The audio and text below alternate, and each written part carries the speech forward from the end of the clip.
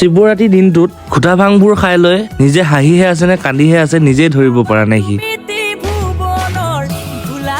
তো গাইছ আজি হৈ গ'ল শিৱৰাত্ৰি। যিহেতু আমাৰ ঘৰৰ ফ্ৰণ্টতে শিৱ মন্দিৰ আছে আৰু আমাৰ ইয়াতো সৰুকে আয়োজন কৰা হৈছে। যিহেতু ইয়াত ৰাতিহে শিৱৰাত্ৰি পাতিব, সেইবাবে আমি যাবলৈ ওলালো ভূবনা শিৱ থানলৈ। আৰু গৈ শিৱ থান পোৱাৰ পাছতে আমি ভিতৰত গৈ অলপ সময় ৰখাৰ পাছতে ধুনীয়াকে সেৱাটো ললো। সেৱাটো লোৱাৰ পাছতে থানতে প্ৰসাদ দি আছিলে, প্ৰসাদটো লৈ আমি ঘৰলৈ উভতি আহিব ওলাওতে ছবিনেও মন গ'ল ফটো দিব। তাক দুকপিমান ফটো উঠাই ঘৰলৈ উভতি আহিলো। ঘৰত আহি দেখো যে চবে শাক পাচলি কাটি আছে, ইফালে আকৌ ককাজনে ফল মূল বিলাক কাটি আছে। তাৰ পিছতে গধূলি বাপাহঁতৰ ঘৰতে খুটা ভাঙৰ ব্যৱস্থা কৰা হ'ল। খুটাবিলাক চবেই খাই লৈ মই ঘৰত আহি দেখো যে ইফালে পুথি পঢ়ি আছে ককাকেইজনে আৰু ইফালে আমাৰ গহিন্দা আৰু সূৰ্যদাই মিলি ভোজ বনাই আছে। অলপ সময় ৰখাৰ পাছতে নাম ধৰি দিলে। তাৰ পাছতে বাকীবোৰে যিহে কঁকাল ঘূৰালে।